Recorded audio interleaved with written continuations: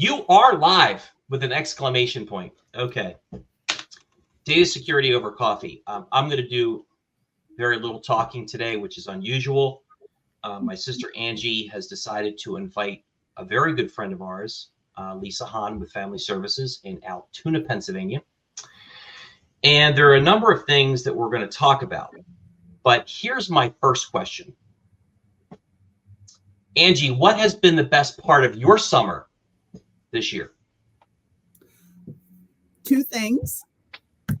Getting to ride my horse over at Canoe Creek and getting to spend time in my camper with my mom and friends back home in Littlestown and family. And you survived time with your mother in a camper?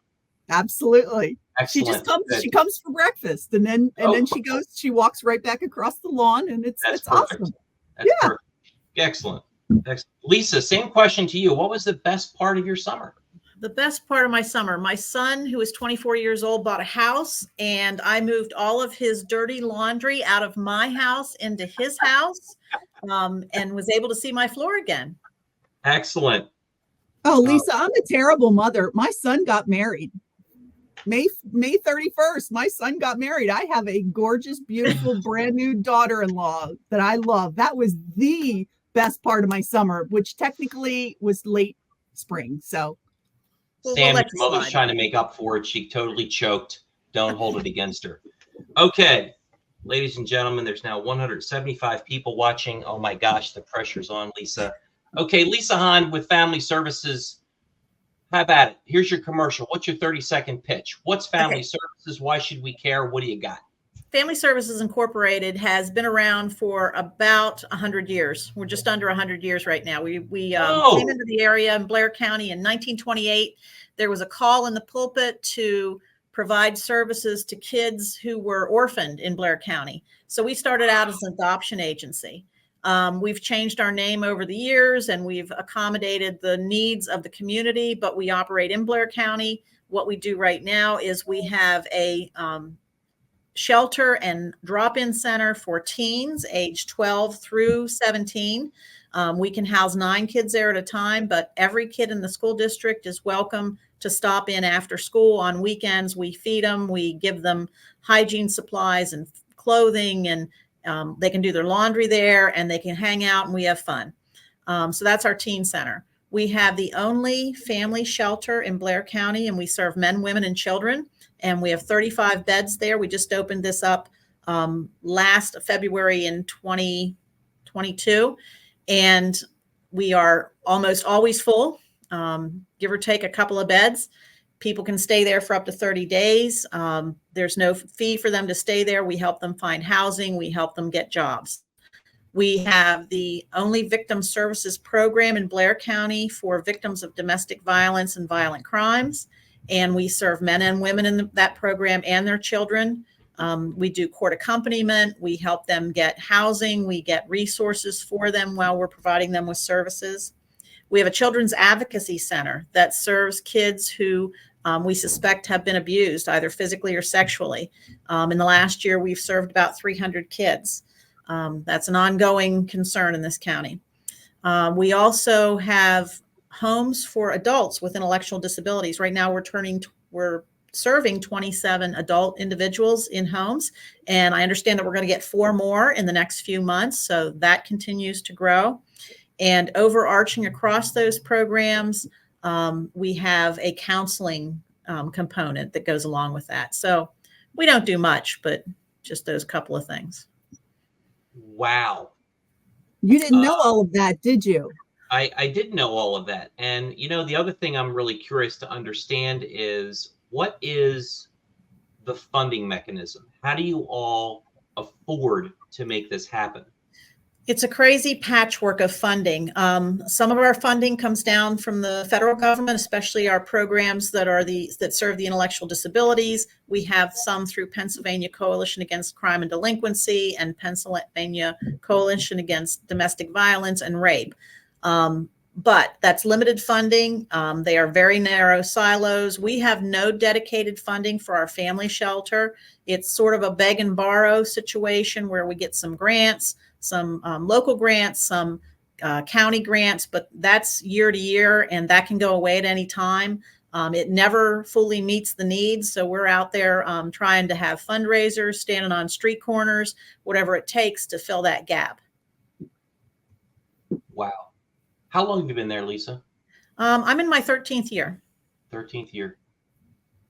So for almost 100 years, this organization has been in place. It deals with a teen center, adults with disabilities, learning disabilities, rape crisis, counseling, and after-school support. And in the world that we live in today, you're telling me that you still have to beg, borrow, and steal for money. Yeah, it doesn't make a lot of sense to me. No, it doesn't make any sense to me at all. And, you know, you and I have talked about some of the work that I do that Angie's familiar with as well. But, you know, the first plug I want to make is, okay, I think it's important that not only are people aware of what it is that family services in Blair County is about, but I would strongly encourage people to go to familyservicesinc.net, the website. There is a donate tab, and I'm simply going to ask you for a $25 donation. More? Great. A little bit less? Okay. Zero? Not so good. Because at the end of the day, all of those things that you just touched on and you talked about, and I think I can speak for you when I say this, those incidents have all been part of our own lives, either in our immediate family or in our circle. And so if we don't do something as business owners to really embrace the nonprofit community and support and help them, I think we're not doing our job as community members. And so with that said, I know that my sister is a board member, and so I'd ask her, what led you to being a board member of Family Services? Why does that matter to you, Angie? Well, we started working with Lisa as a client first, if I remember correctly. Yeah. And so in meeting with her and learning what they did, it just was kind of the perfect timing in my life where I wanted to start to get involved in things in my community. You know, you and I have both been involved in a lot of stuff in our professions. We've been in international trade associations and, you know, all kinds of stuff that helped. You know, we were giving back, but we were doing it because it built our business. And it was hard because in many of the early years of this business, I traveled so much for work. And one of the good outcomes of the pandemic was, I think, you know, Lisa, we figured out that board meetings can be virtual and we can still have good engagement. And so that also helps because, you know, I love coming to the meetings. I love networking with all the people we have on the board. But just learning about it as you guys came on board as a client of Reclamere, I just wanted to get involved. And I've had a family member touched by domestic violence, and I really wanted to be a part of it. One of the biggest things that I get out of the work that I do on the board with everyone is just what I learn every single event, meeting. I mean, one of the most important things I've learned this year is that at our Purple Purse, the speaker who was a victim of domestic violence, I learned that women who are victims of domestic violence once have a higher risk of being a victim twice.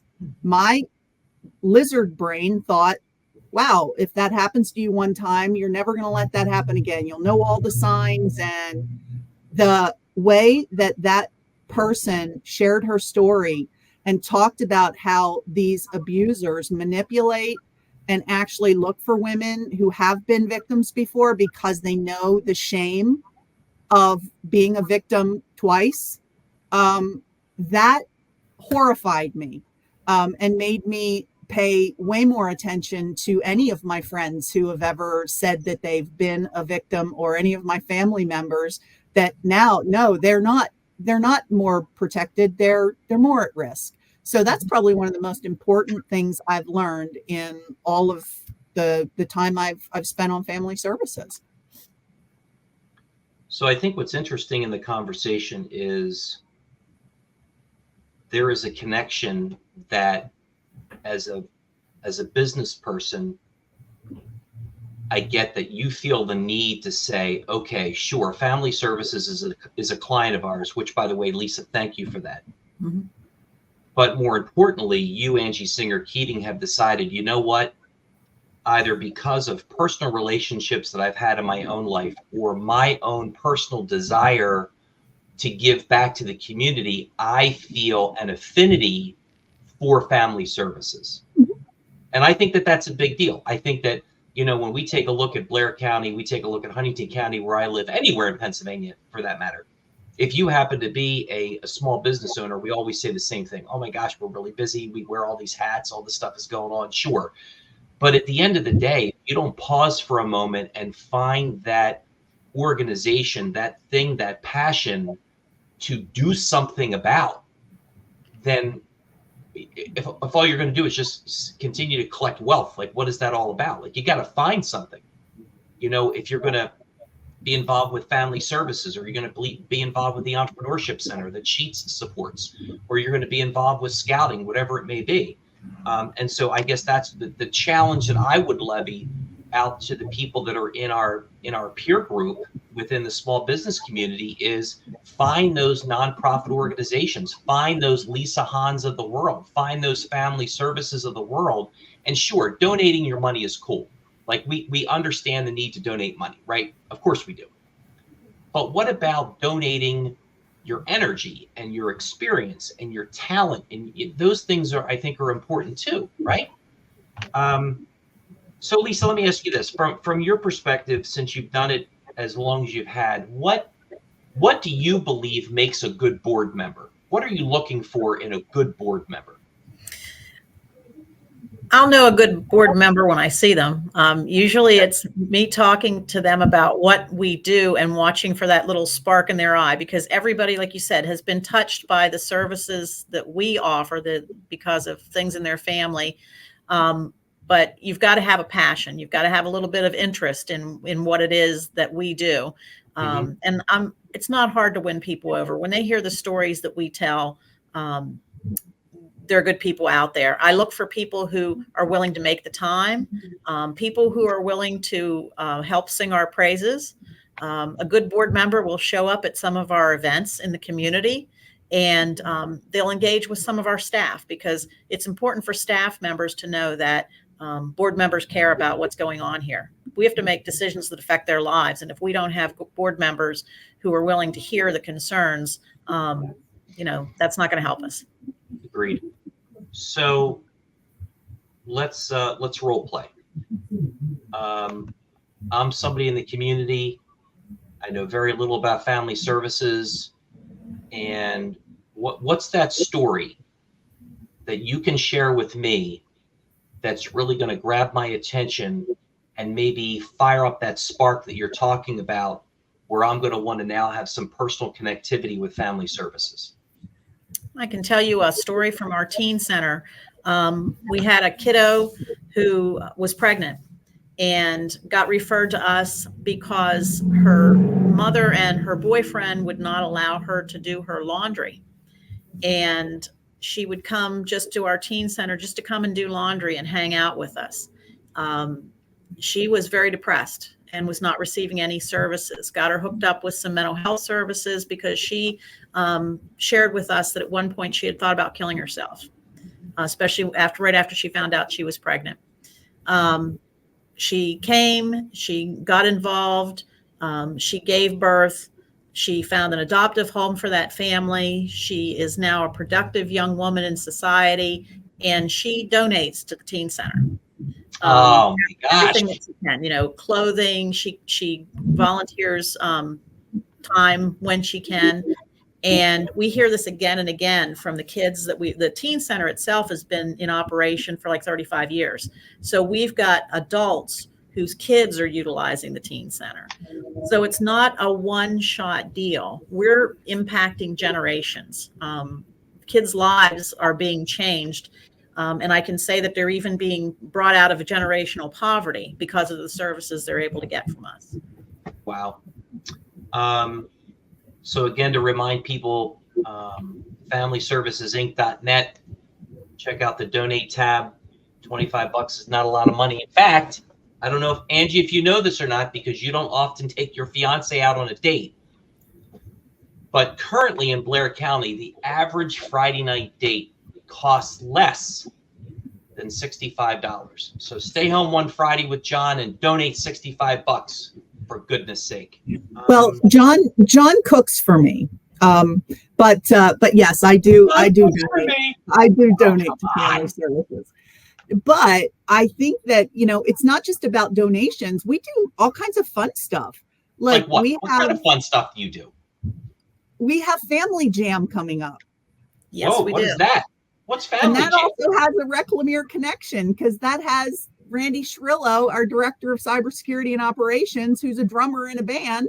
And I'll let Lisa talk about Family Jam coming up. Family Jam is coming up Saturday, September 7th at the Railroaders Museum Yard.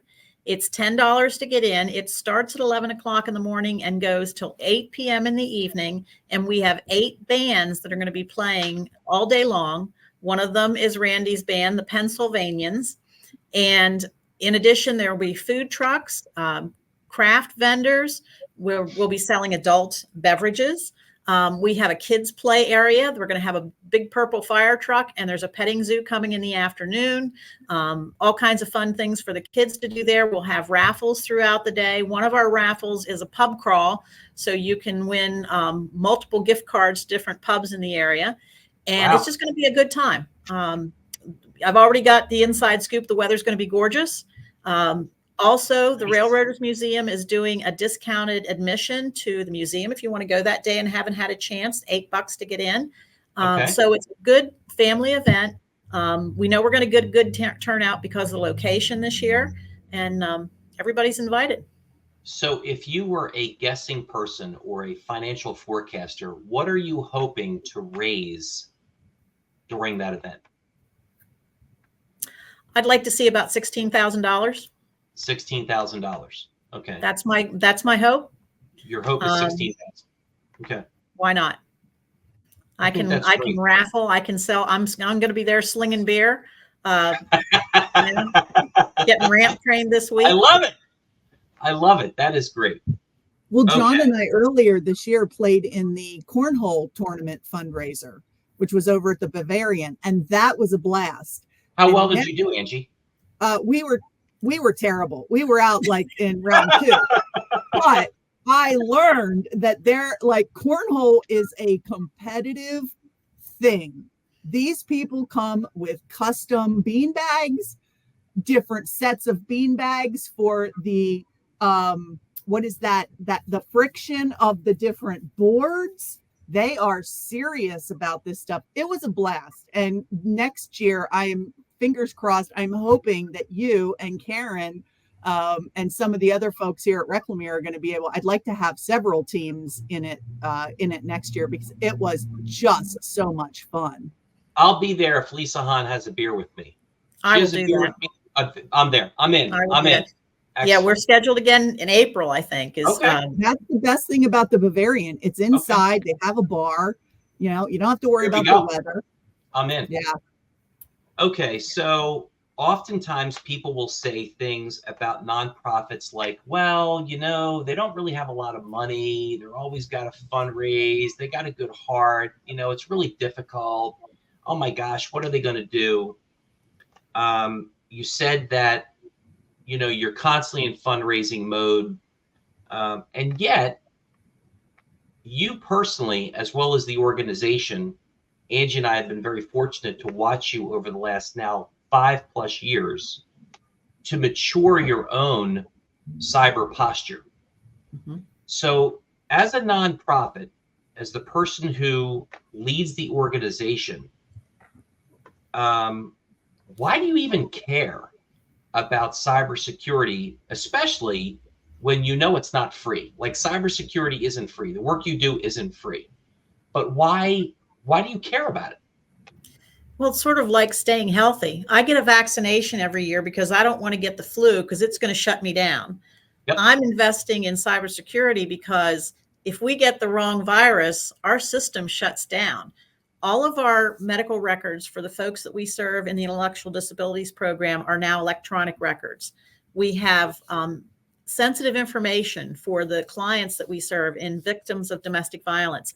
There is important data that we need to protect in order to protect the folks that we're serving. So we can't afford to just let that hang out there. And the more we see, the more we know we have to do to protect this. Yeah, Angie. and you guys have a great partner. You know, your vendor for your IT, operational IT is UDNI, and then we work hand in hand with them with doing security scanning and monitoring, helping to kind of, you know, be their second set of eyes, and we work really well with them. So I think I knew that, but not only, Lisa, is Family Services working with Reclamere, but you're also working with another service provider, UDNI. So it's fair to say that you put your money where your mouth is, right? Yeah. I think Angie would agree. You know, we have, unfortunately, in 23 years, come across a number of nonprofit organizations, none that we are going to name, but they are out there both locally and throughout the region, where they have not had your attitude, they have not had your commitment, they may or may not have had your budget. Regardless, I think there are some things that nonprofit organizations can be doing to be more responsible. You know, you had mentioned about healthcare records, you know, personally identifiable information about the clients that you work with. Imagine if personal information about donors got out and how they would feel about that. Not too long ago, I believe it was in the Philadelphia region, there was a large college university whose entire database of donors had been exposed. And you can imagine what that did to their fundraising efforts. Because essentially, when I go to FamilyServicesInc.net and I go to that donate button and I donate $25 today, I'm expecting that Lisa Hahn is going to make sure that my information doesn't get breached. That's a big deal, right? Exactly. And the fact that you get it, and I'm not just saying that because you're a client and a friend, but you get it and you're willing to invest in it. So, Angie, let me ask you this. For those organizations that are out there, because we know they exist, right? It could be a local United Way, it could be whatever. Are there low-cost things, inexpensive things, or at least the beginning of a conversation that you would offer to them when they say, "Oh, Angie, I can't afford cybersecurity. I don't have any money. Oh my gosh, I just leave me alone." Like, is there any direction you could give them to help them? Sure. You know, I mean, I think the first thing, what we always tell folks is, let's just start with the conversation around a very high level gap analysis. You know, where might some of your risks be? You know, you might not know what types of information you have within your nonprofit that you're not aware that you're just not protecting very well. You know, when we first got involved with Family Services as a client, one of their needs was that they had an IT service provider that they had for a long period of time. But that IT service provider really hadn't kind of kept up with things like having a robust cyber liability insurance policy. So Family Services was at risk if their data had been breached. The contract documents were old. That company did not have sufficient cyber liability coverage to protect their client base. And so we helped them put out an RFP for a new IT services provider and help them pick the service provider that they have today. And that was one area where Lisa really kind of, tightened up the ship and made sure the contractual documents and everything was squared away before she brought on the new IT service provider. The next thing, one of the things that's happening now is Lisa is got the team moving in the direction of not just IT risk, but overall risk management. And at our most recent board retreat training session, they really walked us as board members through what they're doing in terms of building out their risk management program. And it was really, really impressive. So if you wanted to talk a little bit about what you're doing in that regard, Lisa, I think it's fascinating how you've evolved and brought that level of maturity to your organization. I think, we have a risk management plan in place. We're hiring a risk manager. It's going to start out as part-time because, like I said, we don't have a lot of money, but we know we have to get there. We are training our staff. They get weekly online trainings now. We've made it like a game. They've got to get to a certain level, and we're dealing with folks who will call us up and say, the computer at the family shelter isn't working. Well, we find out they didn't have it turned on. So, we're not dealing with rocket scientists and I'm, I keep telling everybody I'm an old lady, and if I can figure out and think this is important, then something's working. So yeah, we're lining up our ducks and investing in things, and every day we learn something new, or we learn what we don't know. But we just sat down with UD and I yesterday and went through our report card. And our report card shows that we are getting better every time we meet. Well, I think Angie is famous for saying this, and that is, it's about forward progress. It's about taking action on what you find out and realizing that it is this ongoing journey. If you're looking to check a box and think that you're going to be okay forever and always, you don't really understand what it means to be in this place called cyber risk.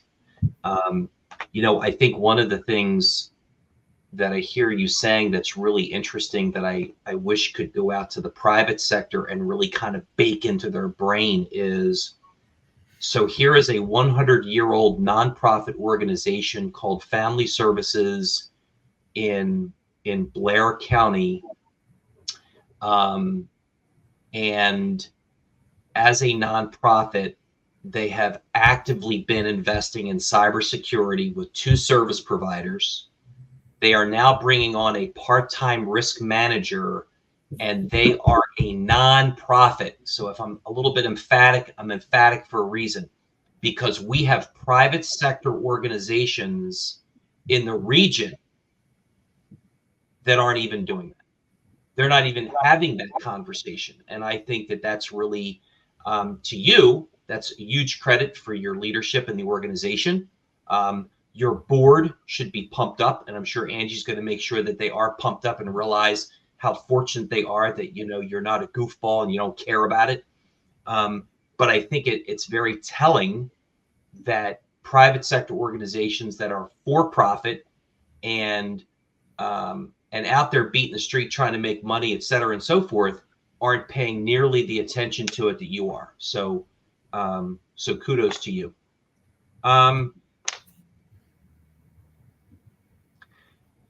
If there was one thing, Lisa, that you would want people to take away from today about family services or your job or what they should be thinking about, or how they can help you, what would that thing be that you would leave?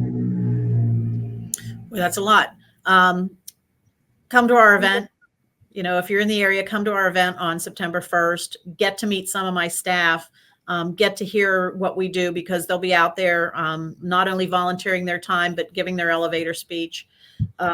Things that are important, like we said, put your money where your mouth is when it comes to cybersecurity, because it's an investment that will pay off in the long run. And if you want to know more, we have a Facebook page. A lot of fun stuff going on the Facebook page, and reach out. You want to know more? We're always here to answer questions. Well, I know that being on our show, Data Security Over Coffee, is huge. But you're also famous. You're going to be on TV next week. Oh, yes. Studio 814 on WTHA. I believe that it airs somewhere between 10 and 11 o'clock. And someone from Pennsylvanians will be there with me. We're going to talk about Family Jam coming up. And we're also being interviewed by WJAC after that, I forgot to tell you. So we'll be on the airwaves telling everybody what a good time we're going to have and why they should come and hang out with us. And I did Studio 814 after a few months back. Blair County had 3 different massive data breaches with different companies here in the region, and I was interviewed about that. It was a lot of fun. They do such a great job of really making you feel comfortable and not be nervous, and I had a blast. I hope you have fun doing it. I've done it before. I have a good time, as long as they don't bring me on after the Great Danes or somebody from the Humane Society. You know, they're a tough act to follow. Oh. So there's a question from the studio audience now at 265. The question is from my sister, Angie. Uh-oh. Angie, why should someone who is a business owner in the private sector want to be on a nonprofit board? Well, I very selfishly get way more out of being on the board than I feel like I give, from what I learn, from just the satisfaction of hearing about all the people that we help, the incredibly smart staff members that I learn from, and the other board members I learn from. I just find that by giving, I just get orders of magnitude back in personal satisfaction, and I just feel recharged when I've gone to a board meeting and I hear about all the things we're doing. I think as business owners, we really have a responsibility to know what's going on in our communities, and particularly know what's going on in our communities with the people who are most vulnerable, and do everything that we can to help out with that. And I'm just happy I'm finally at a point in my career where I don't have to travel as much, so I can be present. And we have an amazing team of people here at Reclamere that allow you and me to do these kinds of things. You with Farming to Freedom and your prison reentry, prison recidivism reduction work you do, and things that I'm now getting involved in. So we couldn't do that without the amazing team of people that we have around us here at Reclamere. I agree. It's interesting when you hear the story that Lisa shared about the pregnant young woman. It's hard for me to imagine what it would be like to be in a situation where something catastrophic happens to me and my family, and I don't have anywhere to turn, and then what do I do? Or imagine what it's like when something, God forbid, catastrophic does happen to you, and there's this person that you meet from this organization that's 100 years old, and they knowingly and willingly and caringly, that's such a word, want to help you. It is about the community in which we live. And it's not about, unicorns and rainbows. It's not about standing around a campfire and singing Kumbaya. It's about saying, listen, at some point in your life, hopefully, you're going to have an opportunity to give back to the community from which you have taken all of your life and has put you in the position that you are today.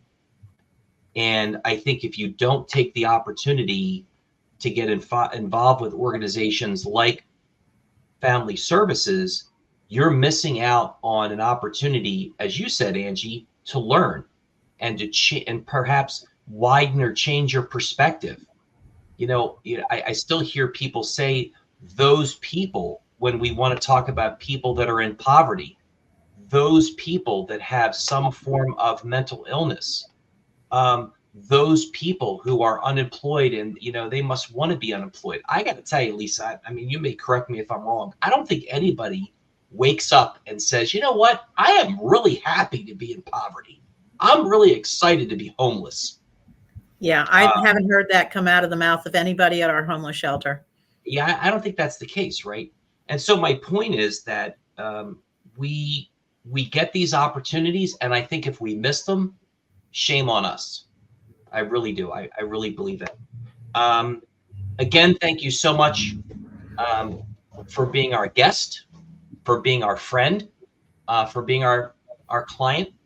I strongly encourage the now 305 people to go to FamilyServicesInc.net. Go to that donate button. And I would really appreciate it if you donated more than $25. But you know what? I'll be happy with $25 today. Lisa, I wish you all the best. I think you're going to raise $16,001 in your event. I know Angie's going to contribute financially because she's like, really well off. Come from here, Angie. And Reclamere is a sponsor of Family Jam. Yes, they are. Whoa. How exciting is that? Yeah. Right. And Angie, thank you so much for asking Lisa to come on board, because I think this is a really great time to hang out together.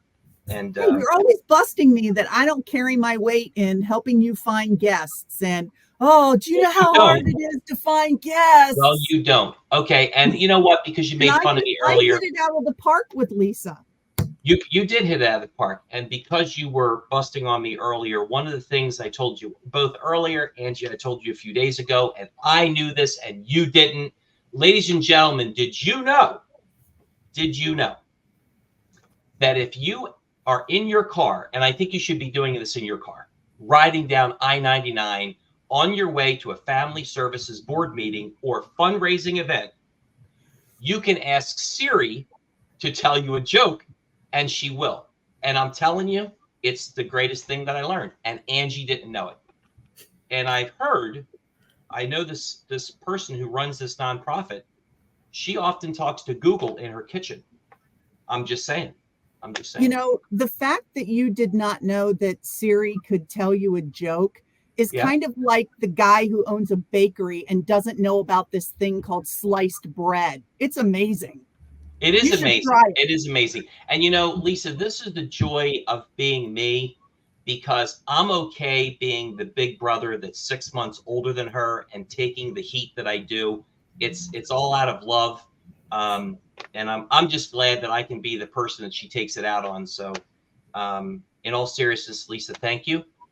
Wish you all the best. And as always, if there's anything you need, call Angie, because she's way smarter than me.